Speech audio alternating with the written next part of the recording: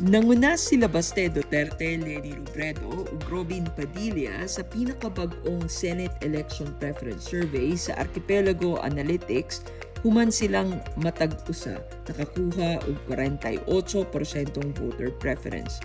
Misunod sila Vico Soto ug Loren Legarda nga parehong naka-record og 45% ug mipwesto sa ikaupat hangtod ikalima. Nakasulod usab sila Raffy Tulfo ug Alan Peter Cayetano nga parehong nakakuha og 42% ug mipwesto sa ikaunom hangtod ikapito. Mikompleto sa top 10 sila Pulong Duterte, Francis Escudero ug Mark Villar nga matag-usa naka-record og 39% voter preference. Gisundan sila nila Jose Sixto Gonzales III o Dingdong Dantes ug Grace Poe nga parehong nakakuha og 35% ug mikompleto sa top 12. Gipakita usab sa survey nga adunay mga kandidato nga pipila na lang ka porsyento ang gilayon sa gitawag nga winning circle. Sila Jinggoy Estrada, Ben Bitag Tulfo, Nancy Binay, Joy Belmonte ug Jose Marie Borja Visceral o Vice Ganda parehong nakakuha ng 33%.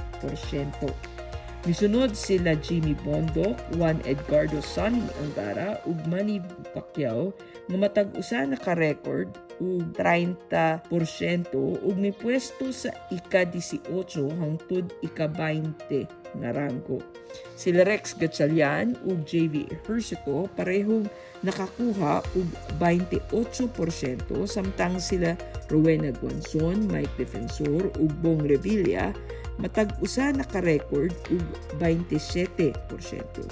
Misunod sila Vince Dizon ug Ralph Recto nga adunay 24%, samtang sila Benhur Abalos, Franklin Relon ug Mar Rojas parehong nakakuha og 21%.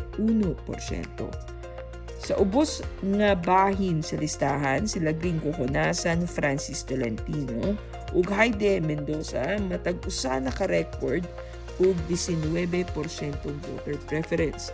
Misunod sila Philip Salvador, Willie Revillame ug Bonifacio Bosita nga matag-usa nakakuha og 14%.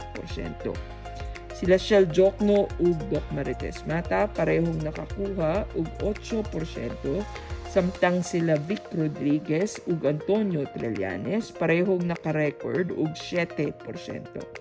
Misunod sila Teddy Casino ug Calyodi de Guzman nga matag-usa nakakuha og 5%. Mikompleto sa listahan sila Pastor Apollo Quiboloy, Teacher Franz Castro ug Martin Romualdez nga matag-usa nakakuha og 4% voter preference. Gihimo ang survey gikan Mayo 26 hangtod Hunyo 2, 2026 pinaagi sa atubangang interview sa 2,637 ka mga respondent nga 18 anyos pataas gikan sa tibuok nasod.